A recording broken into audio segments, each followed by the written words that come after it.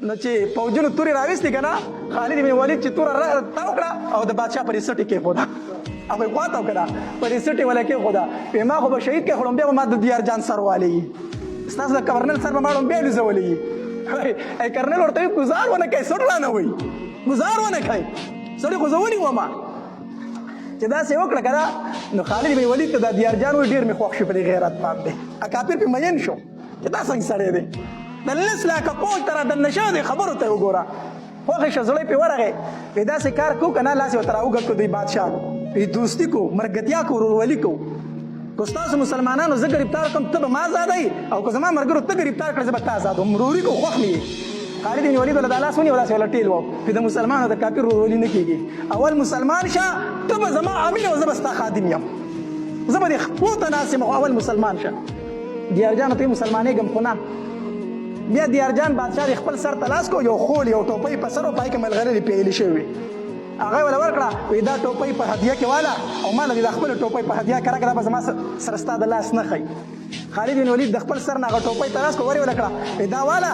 در سره زما د لاس نښه شوه او ته کافر یې زه ستا ټوپۍ نه اخلمه زه د کافرو هدیې نه قبلومه هغې کې پای کې ملغلرې لګېدلې وي نو دیارجان بادشاه وایي داسې عجیبه سړی دی وایي ته یې وایي په ده به ګزار نه کوئ دا زما میلمه دی دی به خپل ځای ته بلکل روغ رمټ واپس کوئ روغ رمټ به خپل ځای ته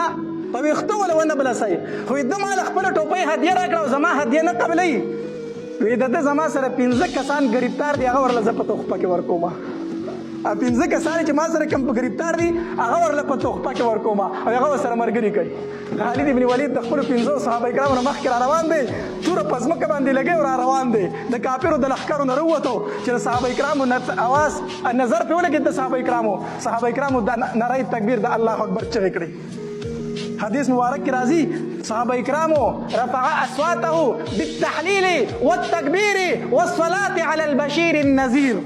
په الله اکبر په لا اله الا الله او په نبی علیه الصلاة والسلام په درود شریف سره په لوړ اواز باندې چغې شروع کړې 2,000 صحابه کرامو اواز شروع کړ څومره په تیزه چغه شروع کړه یو روایت کې راځي وایي حتی جوابته الجبال حتی تر دې پورې چې غرونو ولم جواب ورکړو غرونو جواب دا چې کله سړی تیز اواز د غرونو په خوا کې وکړي نو انګازه لاړه شي بیا درته واپس راځي د غرونو نه انګازې رالې د الله اکبر د لا اله الا الله او د درود شریفو د دې حدیث نه دا معلومیږي چې په لوړ اواز سره ته ذکر کولی شي په لوړ اواز سره ته درود شریف ویلی شي دا د 2,000 صحابه کرامو عمل دی هغوی د الله اکبر لا اله الا الله الصلاة والسلام على رسول الله دا په لوړ اواز وي 2,000 صحابه کرام دي دا چغې کړي دا یې وویلو خالد بن ولید رضی الله تعالی خپل لښکر ته راورسېدو بیا دیارجان بادشاه اعلان وکړو وایي نهه ورځې جنګ مه کوئ صلح ورسره وکئ کېدای شي په دې کې زموږ څه خبرې جوړې شي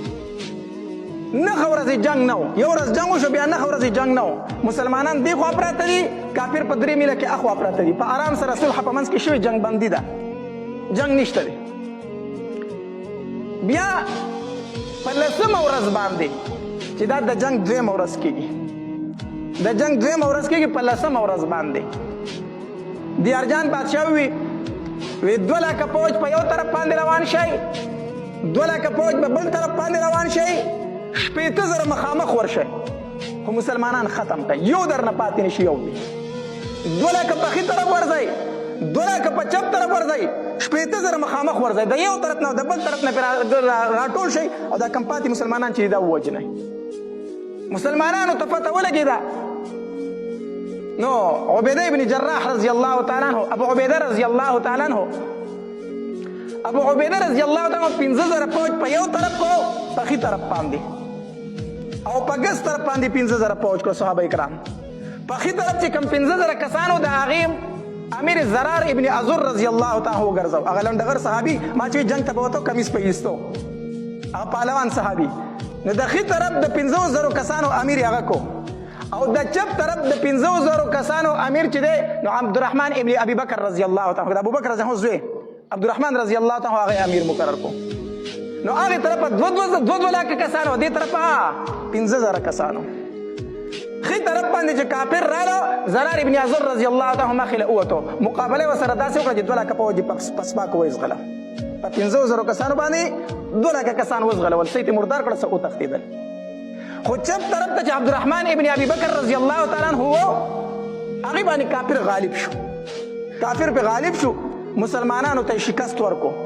او د هغې چپ طرفه به مسلمانانو کې رادن نه شو کافر 2 لکه پوج پکې رادن نه شو حتی تر دې پورې چې مسلمانانو تېښته شروع کړه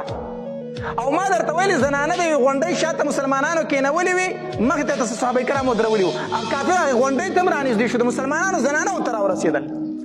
چې زنانه خبر شوې چې مسلمانانو شکست خوړلی دی او په تېښته دي نو بار ته راووتلې د دې زرار ابن ازر رضی الله تعالی عنه خور وه خولته ابن ازر رضی الله تعالی عنها خوله رضی الله تعالی عنها دا بار ته راووته دا هم ډېره بهادره وه خور ورور دواړه یو شان بهادر وو له وړې راواغېستې لرګۍ او چې کوم مسلمان به په تېښته او پاس پسورو دغه د اس تخپې به یې پرې والي د مسلمانانو د اسونو د خپې به یې والې راتاول به وي چېرته تښتئ مونږ چاته پرېږدئ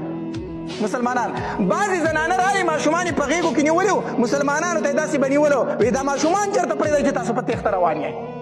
زنانه و جهاد شروع کړو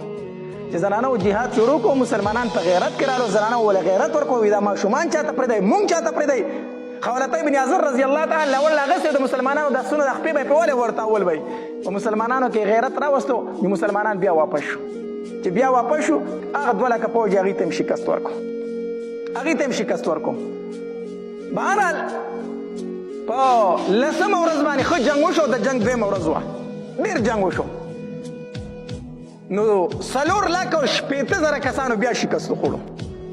چې بیا شکست یې وخوړو مسلمانانو پکې عارضي شکست مونتی خو بیا هغه شکست په فتح باندې بدل شو دیارجان بادشاه ته چې دا خبر ورسېدو ډېر سخت غوسه شو